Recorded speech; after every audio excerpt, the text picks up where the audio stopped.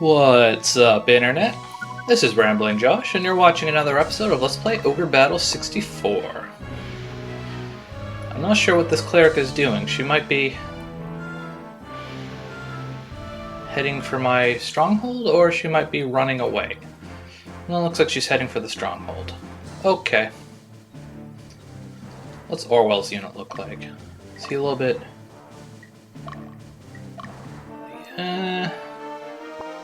No, he's probably about as strong as Lip's unit at this point in time.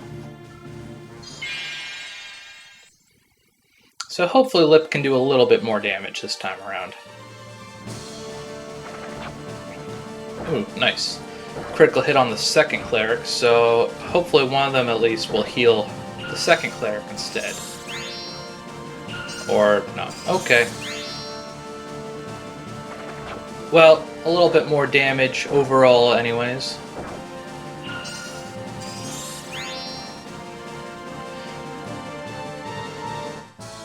Well, in that fight I got some alignment down, so I guess I should probably talk a little bit about alignment, which is something I was going to talk about today anyways.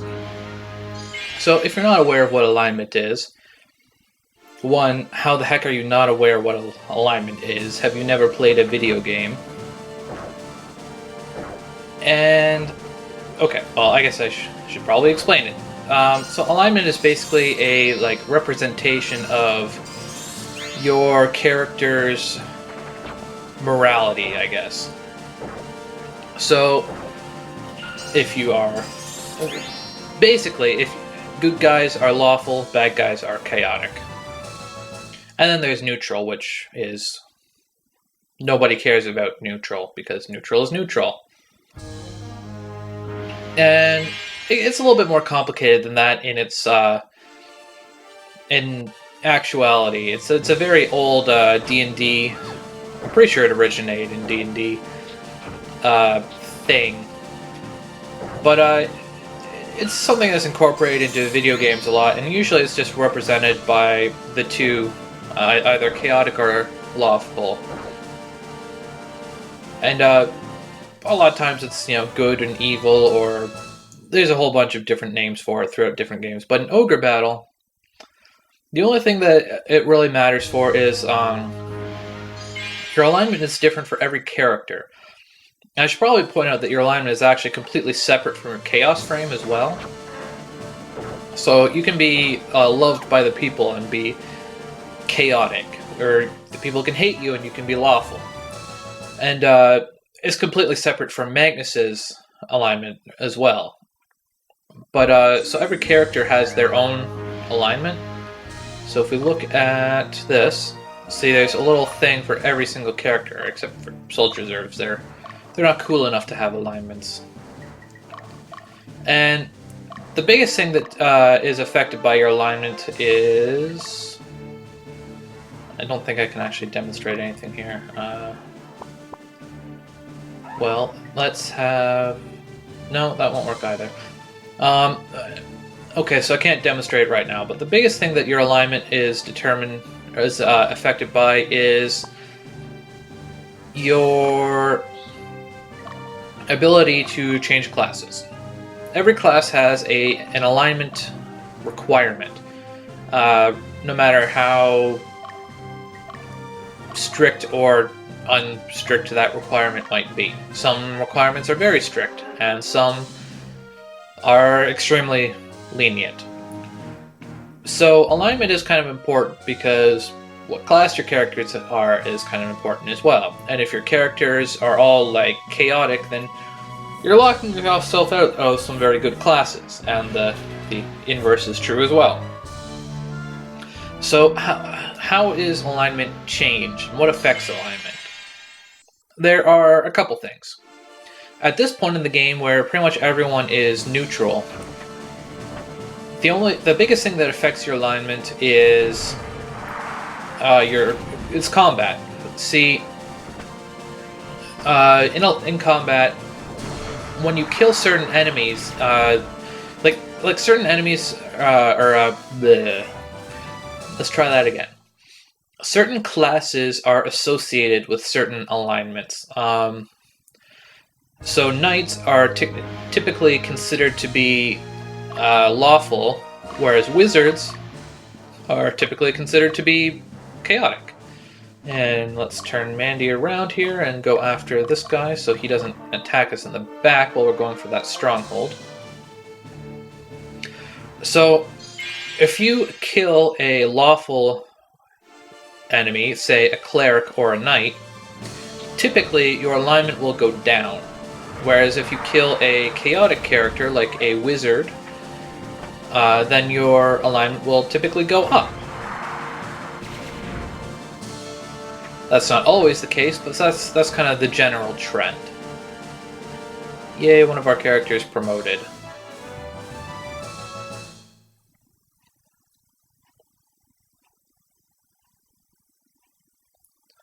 So now let's have her sit on the stronghold.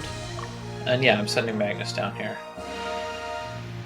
Oh good, Orwell's there too, so I'll send Dio down here as well. So you kind of get the opposite alignment of the enemies that you're killing.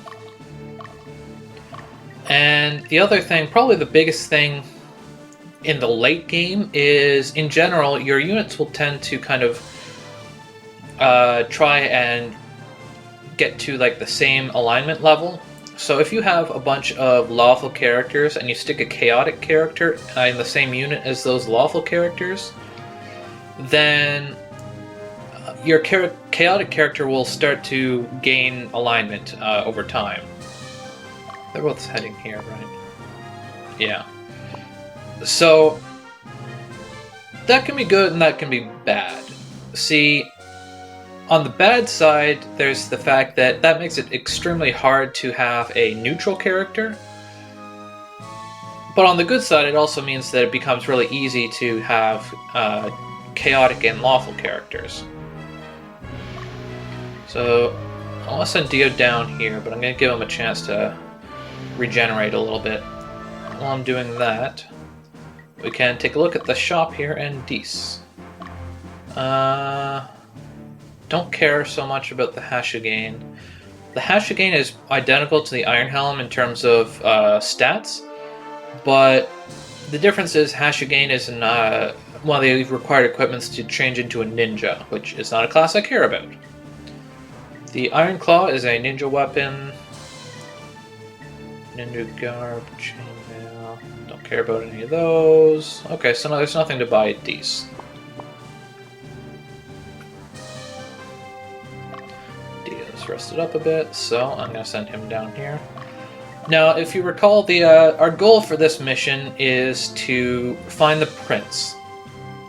Most missions, your goal is to take over the enemy base, which in this case is where this is the Volmus mine here. But Volmus mine is actually neutral, and for that matter, so is this town over here, Berbera. And neutral towns are a bit of a pain in the butt, honestly, because neutral towns, they tend to be, well, let's put it this way. It's impossible to liberate a neutral town. So you lose Chaos Frame if you take it over, no matter how you do it. Let's see what we got here. Short bow, leather whip, halt hammer. Leather whip is for Beastmasters. Halt hammer, I don't think is for any human class, though human classes can use it. So there's nothing to buy at Zaria either. Okay. Let Dio rest a little bit. And I'll send Mandy down towards this guy. Try and like pincer him. So you don't want to touch the neutral places, but if enemies will, if they get the chance, they will capture neutral strongholds themselves. Because they might want to use the stronghold to regenerate health or whatever. So if an enemy captures a neutral stronghold, you also lose Chaos Frame. So you kind of lose out no matter what way you go about it, which is rather unfortunate. So, in general, it's best to just stay away from them entirely. But on some maps where they're kind of in the line of fire and an enemy might go towards them, typically what you want to do is just place a unit near it. So if we go to location and we press the C down, that's the one. We can zoom right in, and if we go like, say, like that, that will place us right in front of the stronghold without actually taking it. And you can do that and kind of micromanage your units a little bit to protect the stronghold without actually occupying it. How did I even get onto that whole thing about neutral? Oh, right. Because the Volmus mine is neutral, so unlike most places, our goal is not to take over a certain location. Our goal is to find Prince Yumil. And Prince Yumil is located in this stronghold. So what I want to do now is send Magnus over to there. It doesn't matter who you send there, but I like to send Magnus to rescue Prince Emil. And I don't actually need her to be outside the stronghold, so let's put her in it so that we can unfatigue her.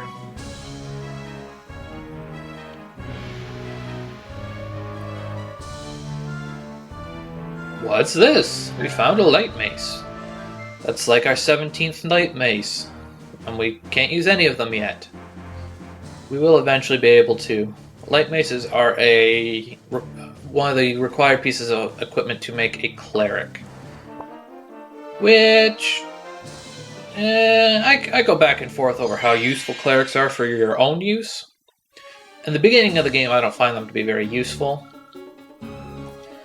But towards the end, when enemy units start to get a lot better, they can be useful just for keeping yourself up.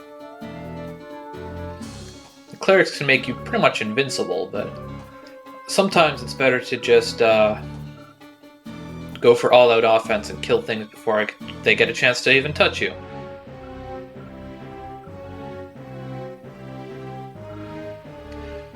Now, this is supposed to be taking place inside, like outside of a stronghold. The stronghold that we just got to, but background kind of screwed up.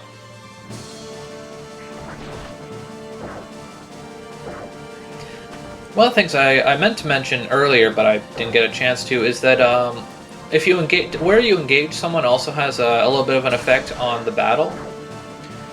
So, if you are fighting someone on a stronghold, whoever is currently holding that stronghold actually gets a little bit of a defense bonus, so they take a little bit less damage. So it's advantageous to be the occupier of a stronghold. Yay, we liberated Ishiro! And there they are.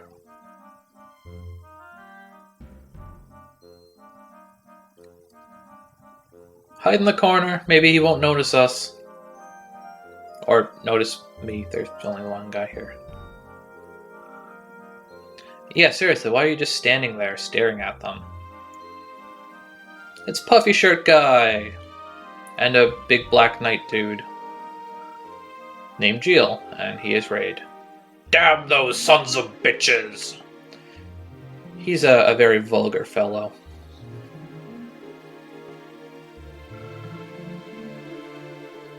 He's a very angry person. Yeah, that's right, you got... What, you didn't recognize me? You had to wait until I said my name was Magnus? I thought we were supposed to be like childhood friends. Yes, cadets are typically rookies.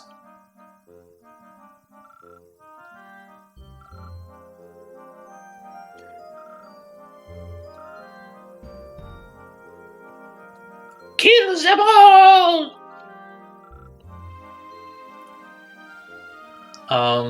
Yes, it's necessary. They're the bad guys. Of course we gotta kill them.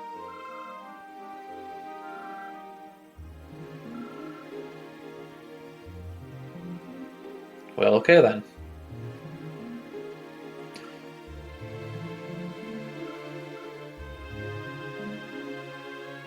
Yes, sir!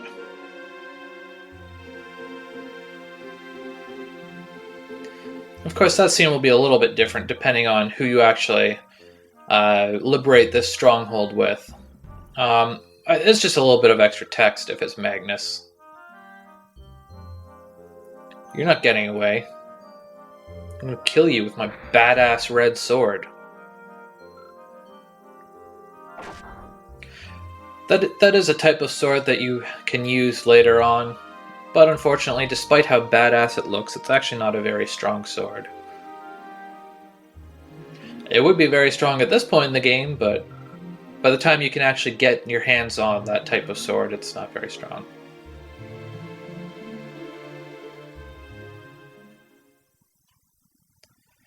And so our goal has been redesigned. Our goal has been redefined. Now that we've found Prince Yumil, our goal is now to capture the Volmus mine, which has been now captured by the enemy.